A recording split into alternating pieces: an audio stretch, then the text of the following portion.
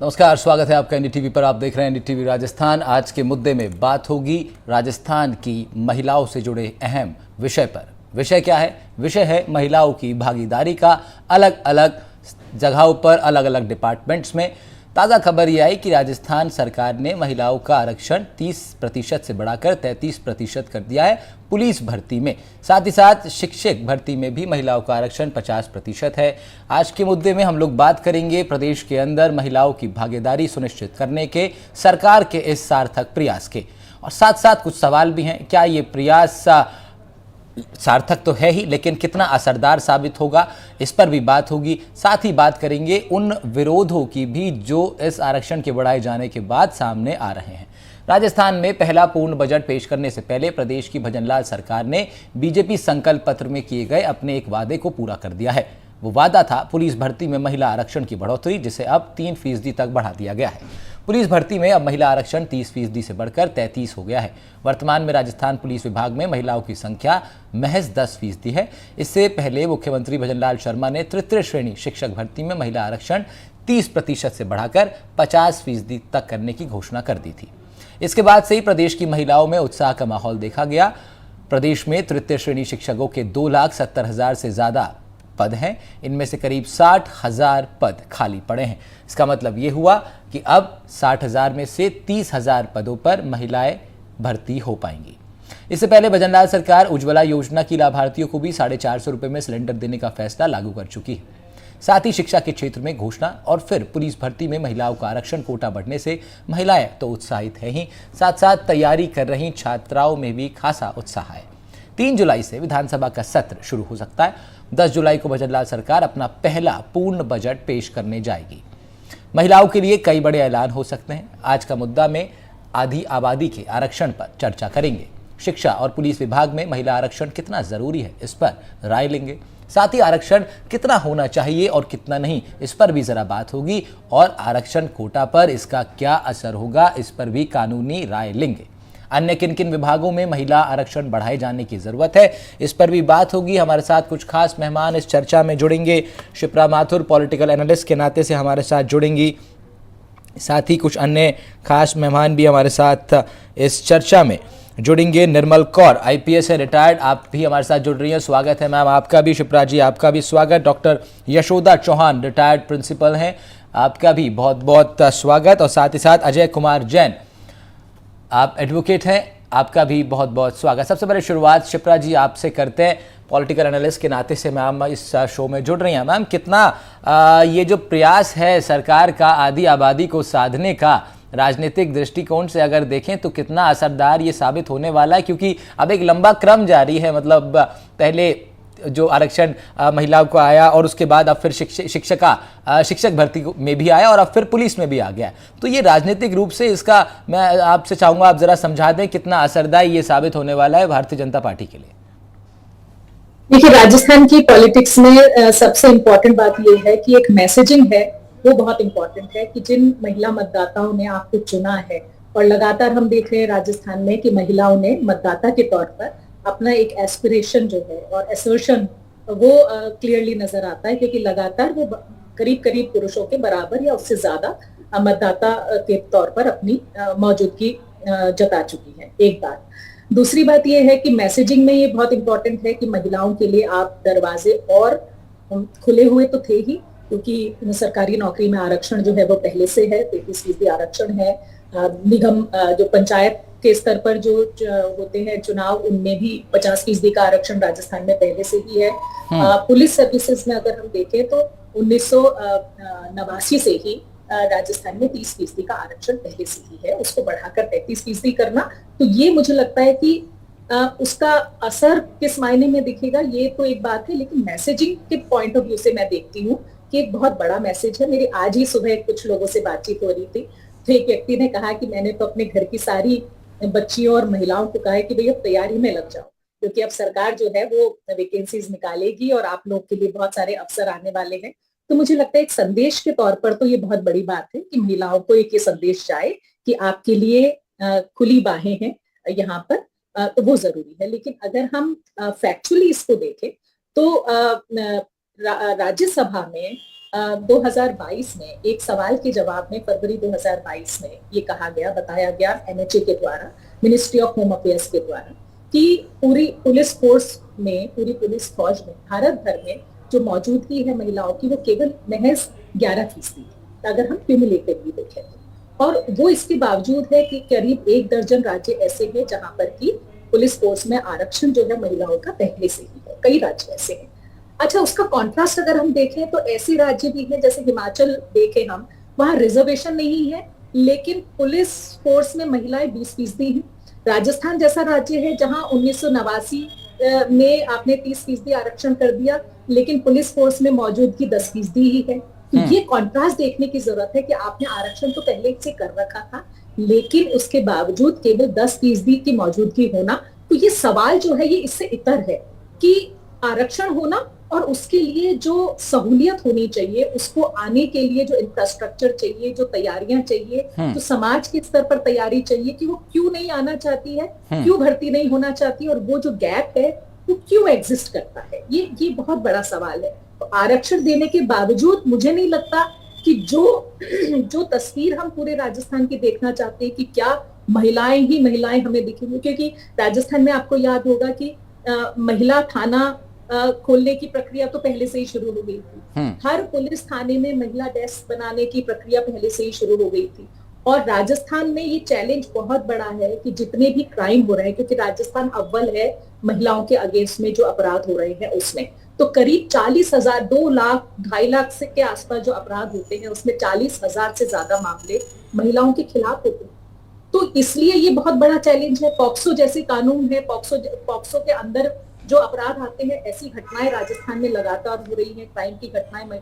तो वो जो मैंडेट्स हैं, लीगल मैंडेट्स हैं, उसके बतौर की ये जरूरी। और इसके लिए देखिए एक चीज और कह दूं कि ये दबाव जो है वो केंद्र का भी है। केंद्र ने कहा है कि जो राज्य अपने पुलिस फोर्स में महिलाओं को ज्यादा से ज्यादा आगे नहीं लाएंगे, वो उनका जो मॉडर्नाइजेशन फंड है पुलिस का, वो मॉडर्नाइजेशन फंड पर भी वो लगाम लगाएगी फिर सरकार। तो केंद्र सरकार का दबाव है। ये ठीक बात है कि एक पार्टी का संकल्प पत्र में आपने ये बात की और उसको लागू की, अच्छी बात है, इसमें कोई डिनाइल नहीं है। लेकिन रिजर्वेशन के जो दूसरे पहलू है, उसका जो दूसरा पक्ष है, मुझे लगता है कानूनी जानकार उस पर बात करेंगे और आगे की डिबेट में मैं इस बात पर जरूर बात करूंगी कि रिजर्वेशन इज अ सोल्यूशन या उसके बियॉन्ड जो है वो मुद्दे ज्यादा मायने। और उसके बियॉन्ड आपने एक बड़ा अच्छा आपने एक बात रखी मैम कि क्या वो इंफ्रास्ट्रक्चर हमारे पास है कि जिसमें आरक्षण के बाद जो लाभार्थी होंगे क्या वो उसमें सस्टेन कर पाएंगे, उस तरह की व्यवस्था क्या हमारे पास है। ये आपने एक अच्छा विषय इसमें रखा। हमारे साथ पूर्व प्रिंसिपल हैं डॉक्टर यशोदा चौहान, वो भी जुड़ी हुई हैं। मैम, स्कूल्स के अंदर, क्योंकि टीचर्स की भूमिका जो है वो तो हम सभी जानते हैं, एक शिक्षिका और शिक्षकों की जो भूमिका है किसी भी देश के विकास में वो कितनी महत्वपूर्ण है। मैं आपसे समझना चाहूँगा सबसे पहले तो मैम, स्कूल के अंदर अगर आमतौर पर हम देखें तो क्या अनुपात रहता है, क्या अनुपात है मेल टीचर्स और फीमेल टीचर्स का? क्योंकि हमने जिन स्कूलों में पढ़ाई करी है उनमें ज़्यादातर फीमेल टीचर्स ही रही हैं। आपसे मैं समझना चाहूँगा राजस्थान में क्या अनुपात रहता है? हाँ जी, मैं बताना चाहूंगी कि राजस्थान के अंदर जो सिनेरियो है उसके अंदर जो प्राइमरी एजुकेशन टीचर्स हैं उसमें लेडीज का जो अनुपात है वो कम है और जेंट्स लोगों का ज्यादा है। और प्राइमरी स्कूल के अंदर 2 टीचर्स लगते हैं, 2 टीचर्स में ये 2 जेंट्स। इंटीरियर जो स्कूल की मैं बात करूं तो वहां पर 2 जेंट्स जो है वो प्रेफर ज्यादा करते हैं। और बच्चियां इस वजह से, गांव का जो माहौल है वहां पर बच्चियों को स्कूल भेजा नहीं जाता है। इवन 10th क्लास तक भी बच्चियों को नहीं भेजा जाता क्योंकि लेडीज जो है वो टीचर्स कम होती हैं। तो इस तरह से मैं ये समझती हूँ कि यदि गवर्नमेंट ने 50% आरक्षण किया है तो इसके अंदर बच्चियों की एजुकेशन के अंदर निश्चित रूप से बढ़ावा मिलेगा। और जब लेडीज की अपॉइंटमेंट होगा गाँव के अंदर, ढाणियों के अंदर, तो लोग बाग विश्वास से अपनी बच्चियों को वहां पर भेजना चाहेंगे। और इसमें मैम, क्योंकि ये भी एक अच्छी बात आपने कही कि जो गांव देहात के अंदर जो परिवार हैं, जो पेरेंट्स हैं, वो ज़रूर ये सुनिश्चित करना चाहते हैं कि उनके बच्चे, उनकी बच्चियां जब स्कूल जाती हैं तो उनको कौन पढ़ा रहा है, उनके इर्द गिर्द कौन है, वो 6 घंटे 7 घंटे जब स्कूल में अपना समय बिता रहे हैं तो कौन उनको जो है एक जिसे कहें मेंटोर के तौर पर उनके पास है। तो आपको लगता है कि जब महिलाओं की संख्या शिक्षिका के रूप में बढ़ेगी प्राइमरी स्कूल्स में, सरकारी स्कूल्स में, तो ये जो चांस है कि लड़कियाँ गांव से उठकर स्कूल तक पहुंचें और उनकी पढ़ाई सिर्फ 5वीं तक ना रुक जाए या सिर्फ 8वीं तक ना रुक जाए, वो 10th भी करें, वो 12th भी करें and then they can move on to their colleges. तो इसका जो चांस है, पॉसिबिलिटीज है, वो बढ़ जाएगी इससे। बिल्कुल निश्चित रूप से बढ़ेगी, क्योंकि उससे क्या है, प्राइमरी स्कूल के अंदर अभी टीचर्स की कमी है, सेकेंडरी स्कूल्स में भी कमी है, और सेकेंडरी स्कूल के अंदर जो टीचर्स का रेशो है वो जो है, यदि बच्चियां ढाणिया से आकर के, और यदि लड़कियां हैं, लेडीज हैं, तो बच्चियां निश्चित रूप से स्कूल के अंदर आकर के पढ़ेंगे, और उनके गार्जियन जो है ये एश्योरेंस में रहेंगे कि हमारी बच्चियां सेफ हैंड में। आज आए दिन न्यूज़पेपर में हम देखते हैं कि बच्चों के साथ दुष्कर्म वगैरह होते हैं, तो यदि लेडीज की संख्या ज्यादा होती है, ढाणियों वाले या गांव वाले जो पेरेंट्स हैं वो उन पे विश्वास रख पाएंगे, तो मेरे ख्याल से एजुकेशन का लेवल जो है बढ़ेगा और बच्चियों की संख्या बढ़ेगी।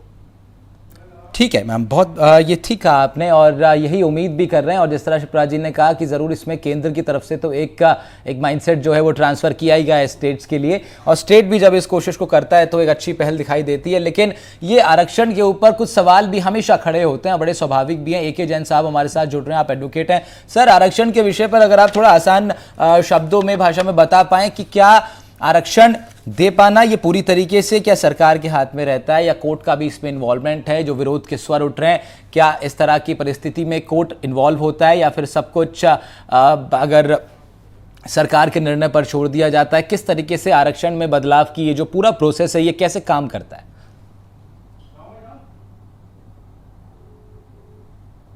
जेंडर आरक्षण का प्रश्न है, इस आरक्षण के विषय में ये सरकार का डिस्क्रिशन है, और निश्चित रूप से 50% के अंदर अंदर की सीमा तक आरक्षण करने का अधिकार सरकार को प्राप्त है।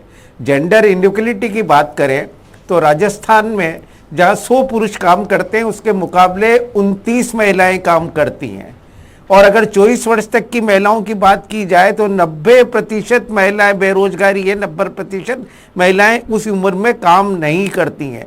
जबकि तेलंगाना में 100 पुरुषों के मुकाबले कर तो 60 महिलाएं भी काम करती हैं।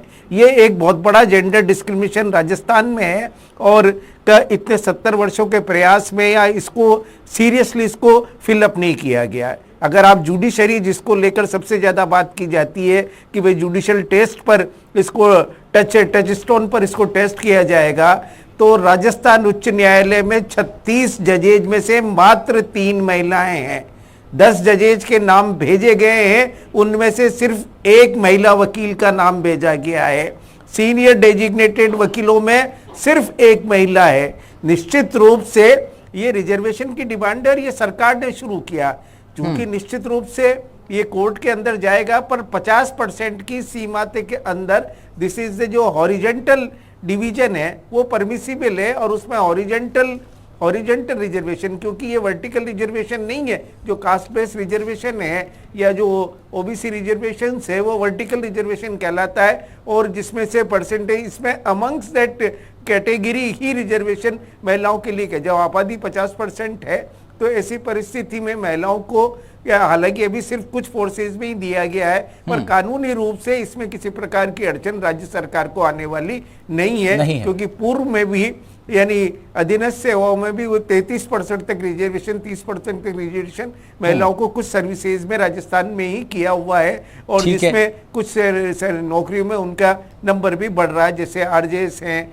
या इवन जो स्टेट्स की और जो सबऑर्डिनेट सर्विसेज है उनमें भी बढ़ रहा है। ठीक है, हमारे साथ आदित्य भी साथ में हैं, और आदित्य सवाल पूछना चाह रहे हैं शिप्रा जी से। जी आदित्य जी, शिप्रा जी, मैं आपसे एक सवाल लेना चाहता हूं कि बहुत अच्छी चीज़ है, बहुत अच्छी पहल है कि हम महिला सशक्तिकरण की बात कर रहे हैं, और इसी श्रृंखला में हम आगे बढ़कर जो भजनलाल सरकार है वो 30 से 33% आरक्षण दे रही है महिला पुलिसकर्मियों को। लेकिन आप थोड़ी देर पहले बता रही थी शिप्रा जी कि कैसे यहाँ पर इंफ्रास्ट्रक्चर जो है उसको ज़्यादा उसमें बढ़ोतरी करनी पड़ेगी। तो क्या ऐसे बदलाव किए जा सकते हैं कि ये जो पूरा प्रोसेस है रिजर्वेशन का वो स्मूथ हो सके इंफ्रास्ट्रक्चरल वाइज?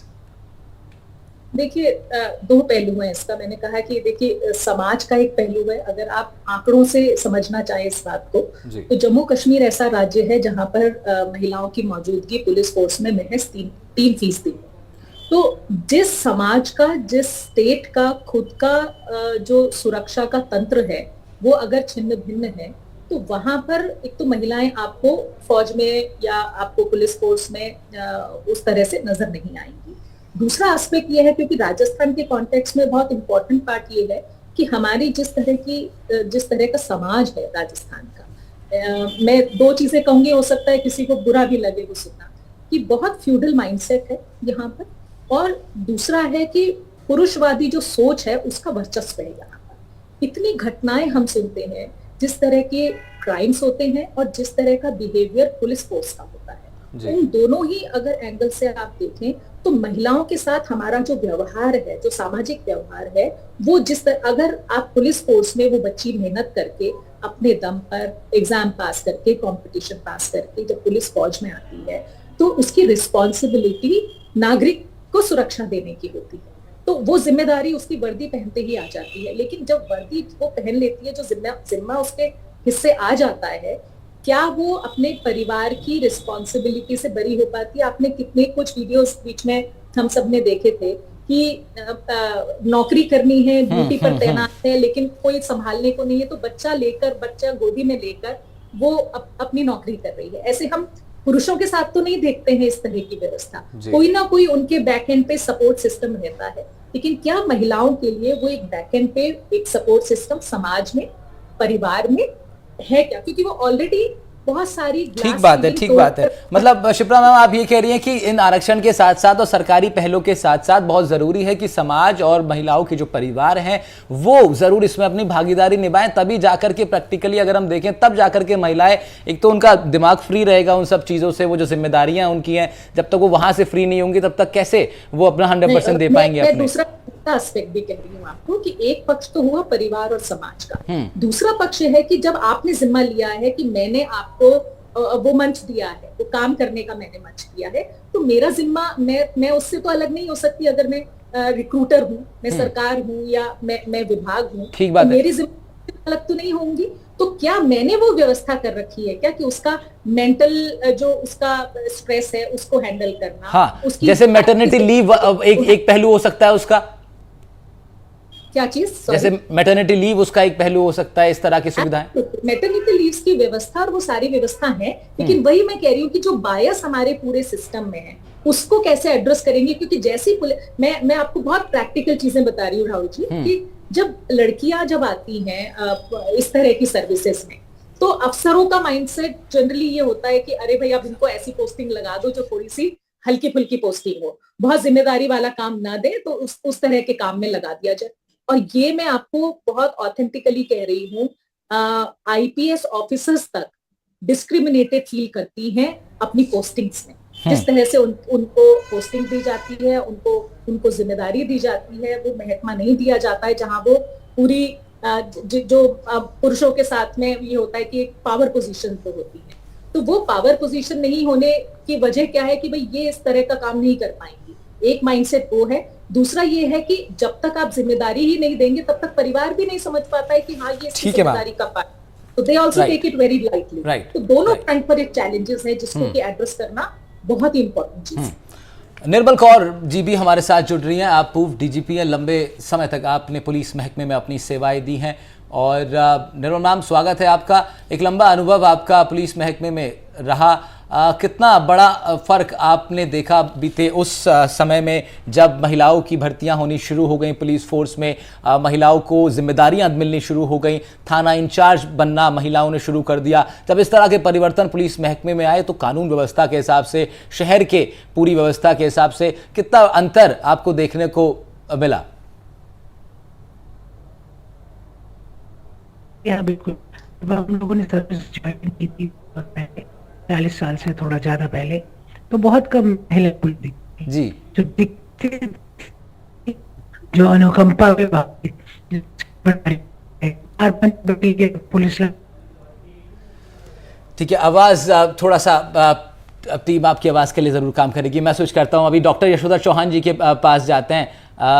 मैम, सवाल ये बड़ा एक इंपॉर्टेंट सवाल है, हालांकि सवाल आदित्य के पास भी आपके लिए, लेकिन उससे पहले मैं एक सवाल पूछ लेता हूं जब तक निर्मल जी के पास वापस जाते हैं, कि मैम इंफ्रास्ट्रक्चर को ही वापस ले लेते हैं जरा, इसी को कंटिन्यू करते हैं शिप्रा मैम आदित्य वाले सवाल को ही, क्योंकि बड़ा इंटरेस्टिंग सवाल शिप्रा जी ने उठाया और फिर आदित्य ने उसको कंटिन्यू भी कराया कि क्या स्कूल्स में उस तरह का इंफ्रास्ट्रक्चर है क्या स्कूल्स में हमारे पास उस तरह का इंफ्रास्ट्रक्चर है जहां पर हम लोग फीमेल एम्प्लॉयज़ के लिए एक कंफर्टेबल जोन क्रिएट कर सकते हैं? क्या उस तरह के स्टाफ रूम्स अवेलेबल हैं? और जब महिला शिक्षिका जब आएंगी दूर से, तो क्या उनके लिए बहुत सुविधाओं की भी ज़रूरत है? बहुत ज़्यादा भी नहीं तो एटलीस्ट बेसिक सुविधाएं तक क्या राजस्थान के स्कूल्स पहुंच पाए? जी हाँ, शिप्रा जी से मैं पूर्ण रूप से सहमत हूँ कि इंफ्रास्ट्रक्चर को गवर्नमेंट को डेवलप करना बहुत अति आवश्यक है। Primary school, secondary school, even college की भी ये हालत है कि टीचर्स के लिए जो है वो स्टाफ रूम की कमी है और वॉशरूम वगैरह की भी कमी रहती है। तो इस तरह से जो secondary school, middle school, primary school के अंदर तो बिल्कुल भी इंफ्रास्ट्रक्चर ऐसा नहीं है कि वो लोग जो है वो आराम से आकर के और अपने जॉब को कर सकें। दूसरी चीज, जैसे उन्होंने, शिप्रा जी ने भी बताया कि छोटे बच्चों को लेकर के और ड्यूटी पे आती हैं, इसी तरह से स्कूल के अंदर भी स्टाफ जो है अपने छोटे छोटे बच्चों को लेकर के आते हैं। उनको फैमिली की तरफ से बहुत कम सपोर्ट मिल पाता है। जैसे जेंट्स लोग अपने बच्चों को छोड़ के आ जाते हैं, इस तरह से फ्रीली मैं समझती हूँ कि आने वाले समय में ऐसा सपना ही है कि कब ये पूरा होगा कि महिलाएं भी उसी तरह से बिंदास होकर के अपनी जॉब को करेंगी और अपनी इंपॉर्टेंट जो भी उनको ड्यूटीज दी गई हैं उनको वो फेस करेंगी। तो इंफ्रास्ट्रक्चर तो गवर्नमेंट को डेवलप करना ही होगा ताकि छोटे बच्चे उनके सफर नहीं करें।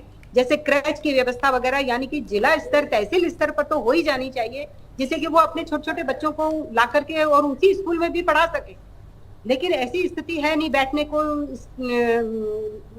वो टेबल कुर्सी नहीं है, दरिया नहीं है, कुछ भी नहीं है। भामाशाहों को बुला बुला करके हम जो है वो डोनेट करवाते हैं और स्कूल के अंदर ये सारा इंफ्रास्ट्रक्चर खड़ा करते हैं। तो बहुत जरूरी है कि गवर्नमेंट इस तरफ अपना बजट देवे और ऐसा इंफ्रास्ट्रक्चर तैयार करे, तभी ये 50% जो आरक्षण दिया गया है उसका समाज को और बच्चों को लाभ होगा। जी, एक सवाल मैं श्री निर्मल कौर जी से लेना चाहूंगा, जो निर्मल कौर जी अभी शायद हमारे साथ नहीं है, शायद निर्मल कौर जी को जोड़ने का जी प्रयास किया तो मैं चलना चाहूंगा डॉक्टर श्याम, जो पूर्व प्राचार्य है IASC बीकानेर से, उनके पास चलना चाहूँगा, डॉक्टर श्यामा चौहान जी के पास। श्यामा जी, जैसे कि एक मैं बहुत सिंपल एग्जांपल अगर आपको दूं कि किसी बच्ची के साथ दुष्कर्म किया जाता है तो कहीं ना कहीं झिझक रहता है, परिवार में भी झिझक रहता है, और दूसरी बात एक झिझक रहता है कि कैसे बोलें, परिवार में, समाज में क्या बात हो जाएगी, क्या नहीं हो जाएगी। तो महिलाओं की जो भागीदारी अब रहेगी, यानी कि उसमें जो आरक्षण दिया जा रहा है, महिला पुलिसकर्मी ज़्यादा उनमें बढ़ोतरी जो होगी, तो ये क्या कुछ परिवर्तन ला सकता है? उसके बारे में मैंने तो आपसे एक ही सवाल किया है, और क्या परिवर्तन हो सकते हैं उसके बारे में ज़रा आप हमारे दर्शकों को बताएं तो। यशोदा जी। हाँ जी, इंफ्रास्ट्रक्चर की बात कहें या जिस तरह से मैंने पहले भी बताया कि इंफ्रास्ट्रक्चर की कमी जो है वो आज कॉलेज लेवल जी नहीं यशोदा जी, मैं इंफ्रास्ट्रक्चर की, जी यशोदा जी, मेरा सवाल ये है कि जैसे कि महिलाओं की जब भागीदारी बढ़ेगी पुलिस महकमे में, तो क्या कुछ चेंजेस देखने को मिल सकता है? मैंने एक एग्जांपल के तौर पे आपसे वही पूछा कि मान लीजिए किसी बच्ची के साथ दुष्कर्म हो, तो कहीं ना कहीं परिवार भी जो है और कहीं ना कहीं वहां पे जो आमजन, उनको जो सरकमफ्रेंस कर रहे हैं लोग, वो भी डरते हैं जाने में कि क्या पुलिस ना कर दे। लेकिन यहाँ पर अगर एक महिला पुलिस रहेगी तो शायद थोड़ा महिला पुलिस भी, और आदित्य बिल्कुल ठीक बात, महिला टीचर्स भी अगर रहेंगी तो बच्चे अपने साथ कुछ भी अगर उनके साथ इस तरह की घटना होती है ज्यादा कंफर्टेबल फील करेंगे शायद महिला स्टाफ ज्यादा होता है तो बच्चियां बेधड़क अपनी जो है वो आवाज को उठाती हैं और जाकर के टीचर से वो काउंसलिंग भी लेती हैं और इस तरह की बातें सामने आती हैं। और यदि पुलिस के अंदर जिस तरह से स्टाफ बढ़ता है तो वो महिलाओं और बच्चियों की बात सुनेंगे।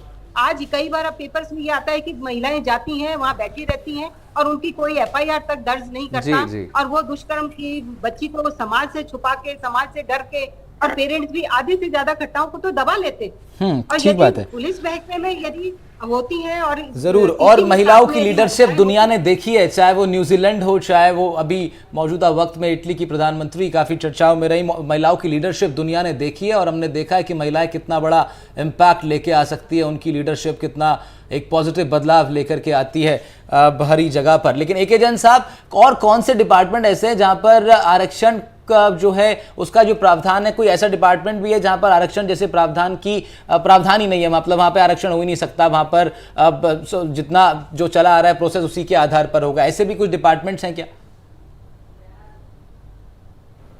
देखिए, सबसे पहला डिपार्टमेंट तो हायर जुडिशरी, सबऑर्डिनेट जुडिशरी में तो आरक्षण दे दिया गया है, पर हायर जुडिशरी जिसमें हाईकोर्ट जजेज के और सेशन जजेज के अपॉइंटमेंट्स होते हैं, जो कि एक चेंज होना चाहिए, वहां पर महिलाओं के आरक्षण की कोई व्यवस्था नहीं की गई है। इसके अलावा जो ऑल इंडिया सर्विसेज हैं उनमें भी महिलाओं के आरक्षण की व्यवस्था नहीं की गई है, और साथ ही जो बड़ी इंपॉर्टेंट स्टेट सर्विसेज है वहाँ भी आरक्षण की व्यवस्था नहीं की गई। और सबसे बड़ी बात तो राजनीति में लोकसभा और विधानसभाओं के चुनाव में महिलाओं के लिए कोई आरक्षण का नहीं किया गया है, जिसकी वजह से न लीडरशिप डेवलप हो पाती है और न बड़ी जगह पर महिलाओं का आना हो पा रहा है। निचले स्तर पर आरक्षण अभी किया जा रहा है। जब तक आप बड़े पदों पर महिलाओं को आरक्षण देकर व्यवस्था नहीं की जाएगी, तब तक जितना डिजायर्ड इफेक्ट इसका होना चाहिए उसे नहीं हो पाएगा, क्योंकि जब तक आप कमांड हाथ में नहीं देंगे तब तक बहुत ज्यादा परिवर्तन की उम्मीद ठीक बात है। मतलब प्रभावी जो क्षेत्र हैं उनमें महिलाओं की भागीदारी चाहिए। हालांकि लोकसभा विधानसभा के लिए सरकार ऑलरेडी बिल लेकर के आई है, वो लागू बाद में होगा, वो एक अलग विषय है। शिप्रा जी से मैं ज़रूर और कुछ जानना चाहता था, लेकिन अभी समय ज़रा कम है, वो और कुछ पहलुओं पर भी बात करना चाहती थी, पर समय आज इतना ही है। मैम बहुत शुक्रिया आपका। डॉक्टर यशोदा चौहान मैम, आपका बहुत बहुत शुक्रिया। आपने एक लंबे समय तक आपने देश के युवाओं को आपने जो संस्कार दिए, जिस तरह की शिक्षा आपने दी है, उसी के बल पर देश विकसित हो पा रहा है। AK जैन साहब आपका भी बहुत शुक्रिया। आदित्य बहुत शुक्रिया आपका भी। निर्मल कौर मैम, पूर्व DGP, कुछ ही देर के लिए हमारे साथ जुड़ी, आपका भी बहुत शुक्रिया। आज के मुद्दे में बात हो रही थी प्रदेश की आधी आबादी की भागीदारी को लेकर के। इस तरह के तमाम मुद्दे हर रोज़ NDTV राजस्थान पर हम लोग उठाते हैं, चर्चा करते हैं, बात करते हैं उस पर। आज इतना ही, नमस्कार।